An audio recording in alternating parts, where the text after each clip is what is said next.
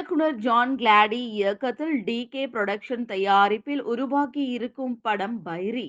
இதில் சையத் மாஜித், மேக்னா எலன், சரண்யா ரவிச்சந்திரன் மற்றும் பலர் நடித்துள்ளனர். பைரி படத்தினுடைய பிரஸ் மீட் சமீபத்துல நடந்திருக்கு. நிறைய ஆடியோ லான்ச்சஸ் வந்து நிறைய ஈவெண்ட்ஸ் வந்து நான் ஆடியன்ஸாக உட்காந்து நான் பார்த்துருக்கேன். அந்த டைமில் வந்து ஒவ்வொரு ஃபங்க்ஷனுக்கு போகும்போது மனசு ரொம்ப ஏங்கும், ரொம்ப வலியாக இருக்கும்.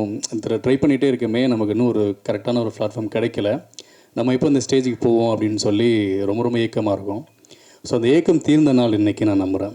ஸோ இந்த நாள் வந்து நான் ஏங்கின அந்த ஒரு நாள், அந்த நாள் வந்து இன்றைக்கி கிடச்சிருக்குங்கிறதுல ரொம்ப சந்தோஷம். அதுக்கு நான் முதல்ல நன்றி சொல்ல வேண்டியது வந்து என்னோடய ப்ரொடியூசர் டி.கே சார் தான்.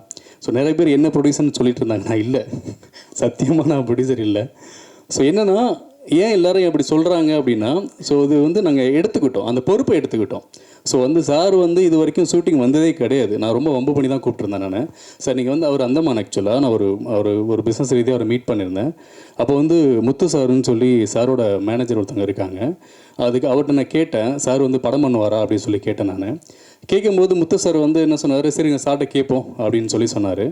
அங்கே வந்து அதுக்கப்புறம் முத்து சார் வந்து டி.கே சார்கிட்ட கேட்டார், சரி என்னென்னு கேட்போம், விஷயம் என்னென்னு கேட்போம் அப்படின்னு சொல்லி சொன்னார். அந்தமான் தான் சார் ஆக்சுவலாக, இங்கே கிடையாது இவங்க.